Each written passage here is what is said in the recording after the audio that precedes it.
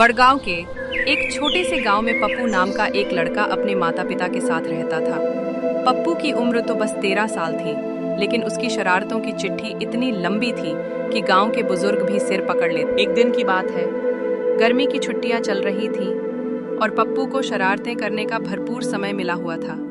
जैसे ही सुबह हुई, वो सीधे अपने दोस्त गोलू के घर पहुंचा।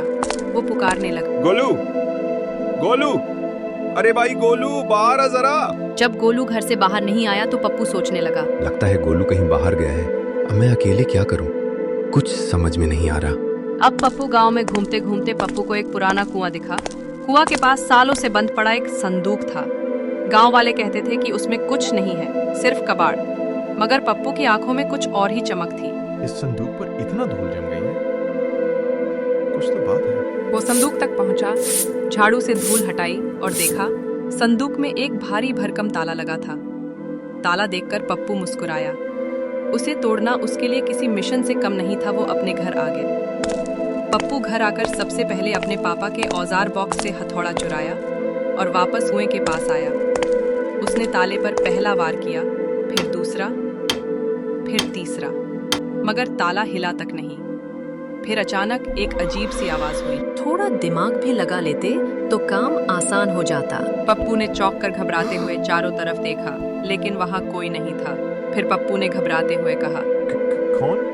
किसने बोला? मैं ताला बोल रही हूँ और मैं एक जादुई ताला हूँ। मुझे तोड़ नहीं सकते, सिर्फ खोल सकते हो।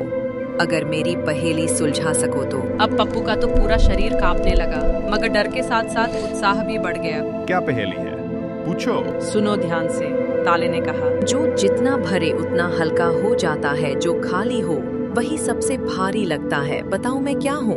पप्पू ने माथा खुजलाया, कुछ देर सोचा, फिर बोला, ये तो हवा हो सकती है। गलत जवाब। ताले ने कहा और एक जोरदार आवाज के साथ उसके पास की जमीन कांप गई। पप्पू ने जल्दी से कहा, रुको, एक और कोशिश करने का मौका दो मुझे। भरा हुआ हल्का लगता है, खाली भारी लगता है।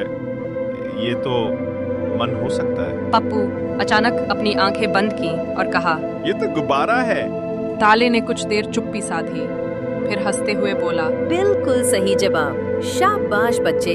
ताले के खुलते ही संदूक की ढक्कन अपने आप ऊपर उठ गई। पप्पू की आंखें चमक गईं। अंदर सोने की मुहरें, पुराने सिक्के को देखकर उसने बोला, अरे बाप रे, इतने सारे सोने पाके तो मैं राजा बन जाऊंगा। और इसमें ये किताब कैसी रखी हुई है? ये किताब के ऊपर क्या लिखा हुआ है? जादू सीखने वालों के लिए शुरुआती मार्गदर्शिका। पप्पू को अब तक समझ आ गया था कि ये कोई आम संदूक नहीं था। उसने किताब उठाई और पढ़ना शुरू किया और धीरे धीरे उसमें लिखे छोटे छोटे जादुई प्रयोग करने लगा। अब गांव में एक नई चर्चा शुरू हो गई थी। पप्पू अब शरारती नहीं रहा, अब वो जादूगर बन गया है। पप्पू अब हर दिन एक नया जादू सीखता, लेकिन शरारत करना नहीं भूला। अब वो गायब होकर लोगों को डराता नहीं, बल्कि बच्चों को छोटी छोटी जादू की ट्रिक्स दिखाकर हंसाता था। और वो जादुई ताला अब पप्पू के कमरे की अलमारी में रखा था, हर बार नई पहेली के साथ।